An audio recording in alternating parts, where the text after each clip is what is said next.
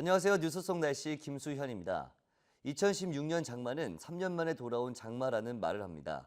2014년과 2015년 장마는 마른 장마라는 말을 들을 정도로 비가 제대로 내리지 않았죠. 그러나 올 여름에는 7월 첫 주에 중부지방으로 엄청난 폭우를 쏟아부었습니다. 장마가 장마다워야 한다는 속담이 있습니다. 장마 때 비가 내려줘야 농사를 지을 수 있다는 것이죠. 그래서 오늘은 장마와 관련된 속담들을 알아보도록 하겠습니다.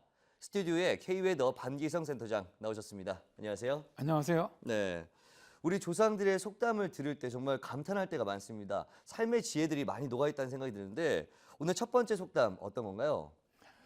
자라가 육지로 올라오면 홍수가 날 징조라는 속담이 있습니다. 네, 제가 어릴 때 자라가 땅에서 돌아다니는 걸 보니 야, 큰 물이 날 모양이네. 아랫마을 방중 옆에 사는 그 집안 아저씨가 아침 일찍 우리 집에 와서 정말 저는 그때 이제 뜬모를 이야기죠. 예, 말을 하시고 들어간 다음 날에는 정말로 이 개울과 방죽이 넘치고 뭐 길이 잠겨서 학교에도 못 갈 정도로 큰 비가 내렸던 그런 기억이 있습니다. 실제로 중국에서 이와 비슷한 속담이 전해지고 있습니다. 네, 자라가 육지로 올라오는데 홍수라고 하니까 저도 뭐 센터장님께서 어렸을 때 이해 못했듯이 저도 좀 이해가 잘 안 나는데 이거 어떤 내용인가요? 이 자라는 말이죠. 평소에 강이나 호수의 물속이나 늪에 모래지는 게 숨어 지냅니다. 이 파충에 속하는 양서류인 자라는 다른 양서류와 마찬가지로 건조한 상태를 굉장히 싫어하죠. 예, 그렇기 때문에 평소에는 땅 위로 잘 올라오지 않아요. 그러나 공기 중에 습기가 많아지고 기온이 올라가는 이런 장마철, 이런 때는 간혹 땅 위로 올라오는 경우가 있습니다. 자라가 땅 위로 올라와 기어다니는 때가 바로 여름철의 장마 때입니다. 네, 물도 많죠. 공기 중에 습기도 많죠. 기압은 낮아지다 보니까 나오는 것이죠. 이때 큰 홍수가 난다는 속담이 충청도 지방에서 전해지는데요. 조금 좀 우스운 이야기인데 중국 사람들은요, 자라를 무척 싫어한다고 해요. 네, 왜 그러냐 하면은 자라가 근친상간의 동물이기 때문이랍니다. 그래서 왕빠, 이게 중국말로 자라라는 뜻인데 네, 왕빠 같은 사람이라 이런 말은 짐승만도 못한 인간이라는 뜻으로도 통용된다고 해요. 네. 그러니까 중국 사람한테 괜히 왕빠라는 말을 사용하지 말아야 됩니다. 네, 그렇군요. 일단은 굉장히 과학적인 어떤 근거가 있는 첫 번째 속담이었습니다. 자라가 습기가 좀 있는 것을 좋아하다 보니까 육지로 나올 수 있는 여건이 되는 거죠. 참 재미있는 이야기였는데 오늘 소개해 주실 두 번째 장마 관련 속담은 어떤 것들이 있을까요? 동강이 서강해지면 홍수가 난다는 속담이 있습니다. 이게 이제 자연의 비경으로 래프팅을 많이 하는 강이 바로 동강이죠. 네, 우리 집 서방님은 떼를 타고 가셨는데 황새 여울 된 꽃가리 무사히 지나가셨나. 이게 백두대간은 강원도 정선을 지나면서 1,000m 넘는 산들을 10개나 개인적이 넘게 만들었고요. 예, 이렇게 높이 솟은 산들을 동강이 뱀처럼 휘감아 흐르고 있습니다. 황새 여울과 같은 급한 여울이 많아서요. 나를 운반하던 뗏목꾼들이 많이 죽어서일까? 뗏목꾼 취하비를 걱정하는 안악내의 간절한 소망이 조금 전에 제가 말해드렸던 정선 아리랑입니다. 여기에 절절히 녹아 흐릅니다. 그런데 동강 옆에 영호를 감싸고 흘러가는 또 하나의 큰 물줄기가 있어요. 이게 바로 서강입니다. 서강은 주천강과 평창강이 합쳐 이루어지는데 물길이 굉장히 순해요. 그래서 암강이라고 부릅니다. 당연히 물살이 급하고 센 동강은 숫강이라고 부르죠. 이 지역의 여름철 장마 때 동강이 서강에 지면은 홍수가 난다는 이런 속담이 전해져 옵니다. 네. 그러니까 이 숫강인 동강의 물이 암강의 서강보다 많아야 홍수가 나지 않는다 이런 뜻인 것 같은데 이게 중요한 건 기상학적으로 근거가 있느냐 이것이죠. 어떻습니까? 이게 이제 기상학적으로 볼 때 말이죠. 훨씬 더 높은 산맥에 둘러싸여 흐르는 동강 쪽이 비가 더 많이 내릴 확률이 높습니다. 네. 따라서 평상시에는 동강 쪽 물이 많이 흐르죠. 하지만 평상시에 강수 패턴이 아니라 장마철에 어떻게 보면 게릴라성 집중호우일 때는 국지적인 폭우가 내리게 되기 때문에 서강 쪽에 물이 더 많이 흐를 수가 있거든요. 아마 동강이 서강에 질 경우는 어떻게 보면 천재에 가까운 호우대로 큰 홍수가 날 좀 이렇게 본 가능성이 크지 않나 이렇게 생각을 합니다. 네, 일단은 뭐 과학적인 근거가 있다고 하니까 더 재미있는 속담인 것 같습니다. 또 제가 어릴 때 아침 내오는 큰 비다 이런 이야기를 좀 들었었거든요. 이건 또 어떻습니까? 기상학적으로 봤을 때. 이 속담은 여름철 집중호우의 기압 특성을 아주 잘 보여주는 속담이죠. 예.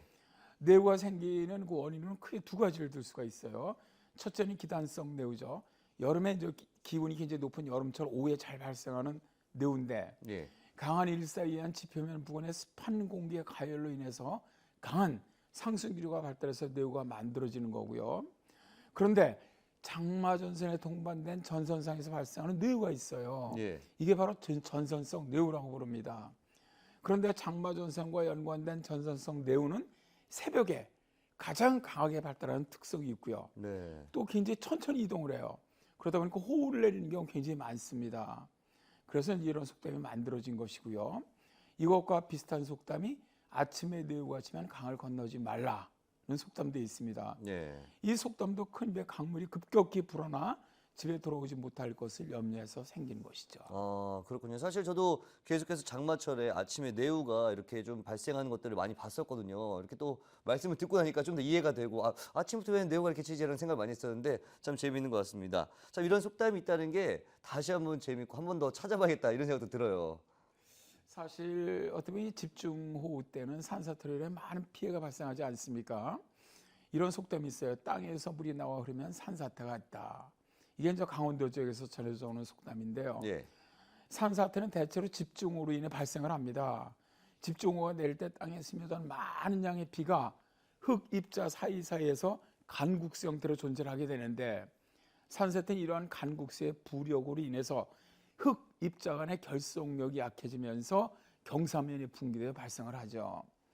근데 이제 산사태가 발생하기 가장 좋은 조건은 결속력이 약해진 흙 아래 안반층이 존재할 때입니다. 이런 경우 땅에 스며들던 물이 더 이상 스며들지 못하고 흙과 안반 사이에 고여 있다가 물의 양이 많아지면 흘러내리게 되는 것이죠. 바로 산사태가 생기는 건데요. 산사태를 알 수 있는 징후 중에는 물이 흐르지 않던 땅이나 산중턱에서 갑자기 물이 흐르기 시작할 때, 혹은 포장된 도로가 부풀어 오르거나 공중전화 부스와 같은 지상 구조물이 기우는 경우, 또 비가 계속해서 내리고 있는데도 시냇물의 수위가 급격하게 줄어드는 경우, 이러한 현상이 발생하면요, 산사태 발생 가능성이 높다고 보시면 되겠습니다. 네. 사실 이런 속담이나 징후는 많은 사람들이 알고 있으면 좋을 것 같은 게, 이렇게 재난이 발생했을 때 그 징후를 미리 알고 나면 위험을 피하는 경우도 많이 있지 않습니까? 참 좋은 것 같습니다. 여름철 이 산악 등반 때 알아두면 좋은 징후 중에서도 계곡 옆에 야영지를 정하지 마라, 또 물이 불어난 계곡은 건너지 마라가 있는 걸로 알고 있는데, 이게 장마철 때 산악 지역으로 더 많은 호우가 내리고 또 바로 계곡으로 물이 쭉 쏟아져 내리기 때문에 생긴 말이 아닌가 싶습니다. 어떻습니까? 그렇습니다. 저 우리 김수현 씨 속담 굉장히 좋은 속담이에요. 이거는 굉장히 유용한 속담이거든요. 많이 알고 계시네요. 이제 마지막으로 소개해드릴 속담은 가뭄 끝은 있어도 장마 끝은 없다는 속담입니다. 예. 가물 것은 있어도 장마 것은 없다는 이 속담은 물에 의한 피해와 두려움을 뜻하는 말이죠.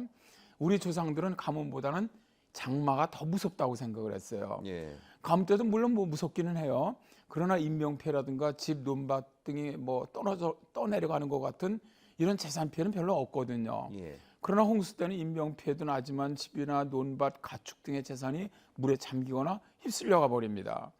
그래서 이 속담은 지방에 따라서 1회 장마보다 3년 가뭄이 낫다. 또 7년 가뭄에는 살아도 석 달 장마에는 못 산다. 이렇게 좀 다른 뜻으로 전해지지만 그 의미하는 바는 같습니다. 뭐냐면 한마디로 체감기후로나 생활성의 편리로 그래도 가뭄이 장마보다는 낫다. 이런 식 수해에 대한 어떻게 보면 지각 개념의 이해라고 할 수가 있죠. 네, 그렇군요. 오늘 말씀 고맙습니다. 우리 선조들이 만든 속담을 들어보니 정말 삶의 소중한 지혜가 녹아있네요. 또 이런 속담이 상당히 과학적이라는 것도 매우 흥미롭습니다. 올 여름은 장마 외에도 국지성 폭우가 잦을 것이라고 하는데요. 비에 대한 준비 철저히 하셔서 피해 없도록 해야겠습니다. 뉴스 속 날씨 오늘 준비한 소식은 여기까지입니다. 시청해주신 여러분 고맙습니다.